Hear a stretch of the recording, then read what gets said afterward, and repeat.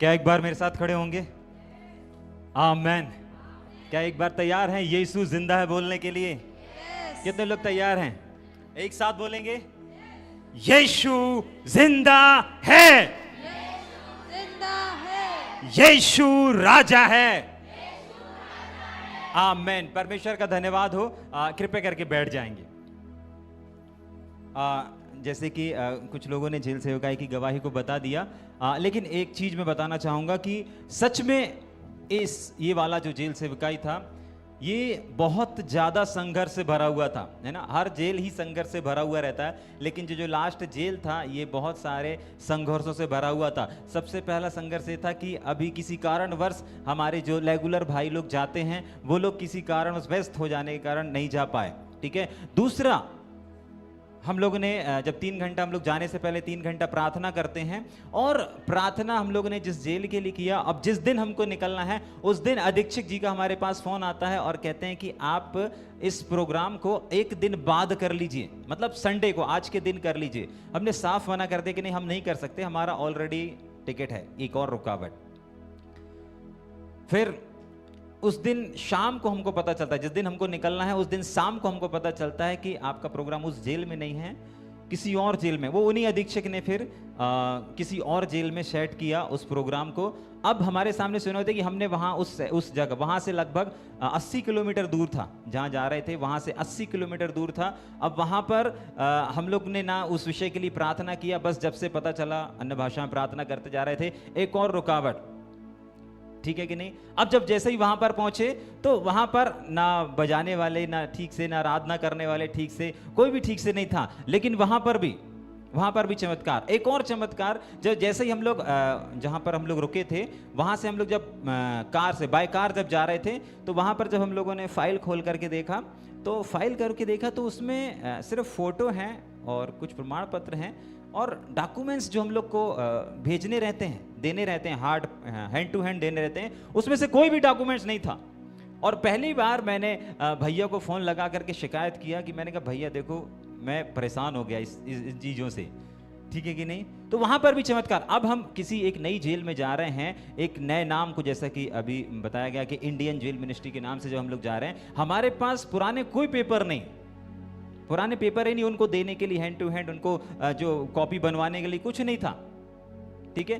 फिर जैसे तैसे ये भी रुकावट थी रोकने के लिए, ठीक है, ये भी रुकावट थी। एक गाड़ी में नहीं हो पा रहा था, दूसरी गाड़ी की भी रुकावट, दूसरी गाड़ी का भी परमेश्वर ने प्रबंध किया। जैसे तैसे हम लोग वहां पर पहुंचे।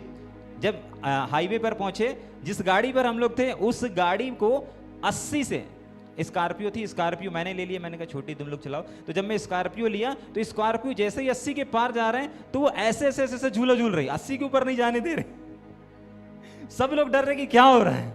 वहां पहुंचने तक भी रुकावट। गाड़ी में बैठ गया, मैं कहा मैं ड्राइव करता हूं, मैं ड्राइव कर रहा, 80 के ऊपर नहीं जाने दे रही, वहां पे भी रुकावट, ठीक है। जैसे तैसे वहां पर पहुंचे, प्रोग्राम का सेटअप वगैरह किया, आराधना में थोड़ा सा प्रॉब्लम, ठीक है। फिर हर एक कदम पर छोटी छोटी प्रॉब्लम हो रही थी, ठीक है। लेकिन परमेश्वर का धन्यवाद हो, परमेश्वर ने एक वचन से मुझसे बोला और बातचीत किया। तैयार हैं उस वचन को पढ़ने के लिए? तैयार हैं?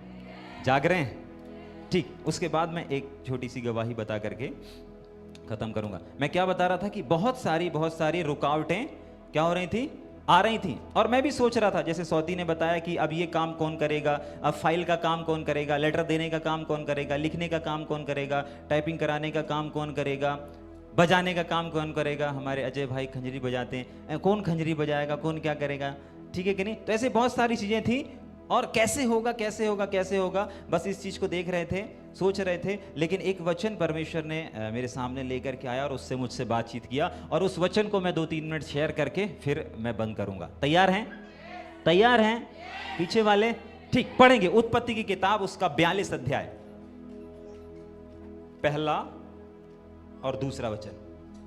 उत्पत्ति 42 का 1 और 2।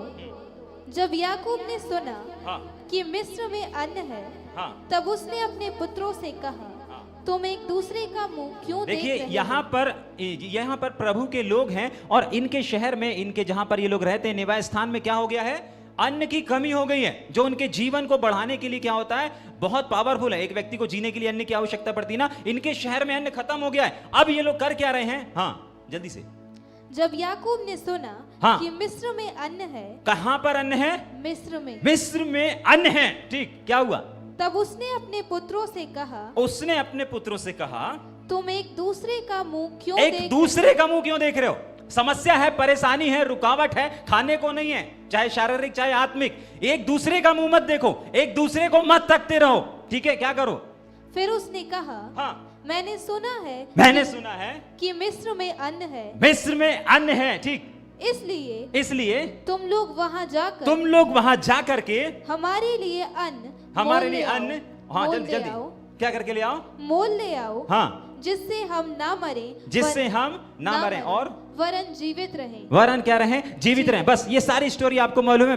मेरे पास परमेश्वर ने इस वचन को लेकर के आया और इस वचन से मुझसे बातचीत किया कि अभिषेक तू क्यों सोच रहा है कि ये ऐसा होगा या वैसा होगा, यहां से कैसा होगा, वहां से कैसा होगा। अरे मिस्र में उन लोगों के लिए अन्न रखा था, तेरा मिस्र तेरा परमेश्वर है, तू अपने परमेश्वर की ओर दृष्टि कर। और जब हमने परमेश्वर की ओर निर्भर होकर के अपने कदमों को बढ़ाया, परमेश्वर ने वहां पर अद्भुत चिन्ह और चमत्कारों को किया। बहुत सारी ऐसी गवाहियां, बहुत सारे ऐसे चमत्कार थे जो उनके सोच से, वो जब गवाहियां का समय चल रहा था और गवाही टेस्टमनी हो रहा था, मैं वो एक गवाही सोती ने बताया ना कि बिना रिदम के बिना इतनी अच्छी वहां पर आराधना हो रही थी, इतनी अच्छी आराधना हो रही थी कि वहां पर मतलब बिना साज बाज के आराधना हो रही थी। और जब चंगाई छुटकारे की बारी आई और जब चंगाई छुटकारे के लिए प्रार्थना किया गया, जब चंगाई छुटकारे के लिए प्रार्थना किया गया, एक अधिकारी था जिसके यहां पर गठान थी, वो अपनी गठान ऐसे करके आया, उसकी गठान वहां से गायब हो गई। एक ऐसा व्यक्ति था, सुनिए, एक ऐसा बंदी भाई था कि उसको इतना बड़ा वो लाला जो यहां पर होता है वो था, हाँ वो जो भी था इतना बड़ा था, वो गवाही देने के लिए आता है, बोलता है यहां पर इतना बड़ा था, अब गायब हो गया, अब महसूस नहीं हो रहा है। समझ में आ रहा है। एक और चीज, जैसे ही अधीक्षक जी के ऑफिस में पहुंचे, अधीक्षक जी ने वहां पर गवाही नहीं बताई, लेकिन मैंने एक चीज को बोल दिया था कि अगर आप गवाही नहीं देंगे तो हो सकता है ये समस्या, ये परेशानी आपके पास दोबारा आ जाए। जैसे ही उनके ऑफिस में पहुंचे और पेपर की बात करें, पेपर की बात करने से पहले ही उन्होंने बोला कि सुनो, हमारे भी कमर में बहुत समय से तकलीफ था और हम भी चंगे हो गए हैं, और आपको बताना जरूरी है कि यीशु जिंदा है। और हम लोगों से ज्यादा वहां के बंदी भाई चिल्ला रहे थे, शुरू में नहीं चिल्ला रहे थे, लेकिन लास्ट में हमसे ज्यादा चिल्ला रहे थे कि यीशु जिंदा है। एक और चीज, वहां पर बहुत सारी ऐसी बीमारी थी जिनको हीलिंग प्रार्थना करने से पहले ही परमेश्वर ने अपने लोगों के द्वारा वहां पर प्रकट कर दिया कि आपको ये समस्या है, आपको ये समस्या है। एक भाई था जिसको दो भाई थे जिनको यूरिन में प्रॉब्लम था, उनका यूरिन ठहरता नहीं था, लेकिन वहां पर वो भी एक ऐसे हीलिंग हुआ। हमारे टीम के जो भाई थे उन लोगों को एक नंबर लगा। समझ में आ रहा है, जाग रहे हैं? हाँ, उन लोगों को, वो दो भाई थे, उनको एक नंबर जाना था। अब मैं पीच कर रहा हूं और वो दो उठ रहे हैं, उठ करके जाने लगे। मैंने तुरंत देखा, मैंने कहाँ जा रहे हैं, तो बोलते हैं कि वहां जा रहे हैं। मैंने कहा जाइए और वहां आपस मत आइएगा, वहीं पीछे बैठ जाइए, गेट पे रहिएगा, ठीक है, यहाँ बिल्कुल डिस्टर्ब करने नहीं आएगा जितनी देर यहाँ पर बैठे हैं। तो बोले अच्छा नहीं जाते। हाँ, मैंने कहा बैठ जाओ, बोले मैंने कहा नहीं, यहीं बैठ जाओ, जितनी देर यहाँ मीटिंग चल रही है उतनी देर आपको वो समस्या नहीं होगी। और अगर ऐसा हो रहा है तो वो बंद हो जाए यीशु मसीह के नाम से। वहीं पीचिंग करते करते बोल दिया गया, और उनको बोलने के साथ वहां पर जितने लोग सुन रहे थे और जिनको रियल में प्रॉब्लम था, उनकी वो प्रॉब्लम वहां पे समाप्त हो गई। ठीक है कि नहीं? समझ में आ रहा है? एक चीज से मैं उत्साहित करना चाहूंगा इस वचन के अनुसार। हो सकता है आज आप किसी एक को देख रहे हो, दो को देख रहे होंगे कि ये काम कैसे होगा, ये समस्या कैसे जाएगी, ये परेशानी कैसे जाएगी, ये पहाड़ कैसे पिघलेगा। लेकिन मैं आपको इस वचन से उत्साहित करना चाहता हूं, उत्पत्ति किताब उसका 42 उसका 1 और 2 वचन से। वहां पर उन लोगों की दृष्टि गलत थी, वहां पर उनका देखना गलत था। आपको और हमको, मिस्र नहीं लेकिन आपको और हमको एक ऐसे परमेश्वर की ओर देखना है जो कहता है मत डर, मैं तेरे साथ हूं, इधर उधर मत ताक, मैं तेरा परमेश्वर हूं और मैं तुझे दृढ़ करूंगा और तेरी सहायता करूंगा, और जहां जहां तू जाएगा वहां मैं चलूंगा। और इस जेल में परमेश्वर ने अपनी उपस्थिति को सिर्फ शुरू में नहीं, सिर्फ मीटिंग में नहीं, लेकिन अंत तक अपनी उपस्थिति को दिखाया। हर एक वो प्रार्थना, और सबसे ज्यादा मैं धन्यवादित हूं उन लोगों के लिए जो भोर को उठ करके प्रार्थना करते हैं। मैं सबसे पहला वर्ड ये बोलने वाला था, लेकिन मैं सबसे ज़्यादा आभारी हूँ उन लोगों का जो सुबह भोर को उठ करके जेल सेवकाई के लिए प्रार्थना करते हैं। निश्चय मैं इस चीज़ की घोषणा करना चाहता हूँ कि आज के बाद उनकी दृष्टि बदलने जा रही है। आमीन। उनकी दृष्टि बदलने जा रही है। वो जिसके ऊपर निर्भर हैं, आज के बाद वो परमेश्वर पर निर्भर हो जाएंगे। और जैसे वहां पर जब इन लोगों ने अन्न लेने के लिए पैसे भी लेकर के गए थे ना, पैसे खर्च करने के लिए तैयार थे, लेकिन इन लोगों को बाइबल बताती है पैसे खर्च करने की जरूरत नहीं पड़ी थी। तो आप भी जिस चीज को सोच करके जा रहे हैं ना कि मेरा इतने में काम हो जाए, मेरा इतने में शादी हो जाए, मेरा इतने में ये खर्चा हो जाए, मेरे इतने में, आपको वो भी खर्च करना नहीं पड़ेगा यीशु मसीह के सामर्थी नाम में। सबको जय मसीह की। यीशु जिंदा है।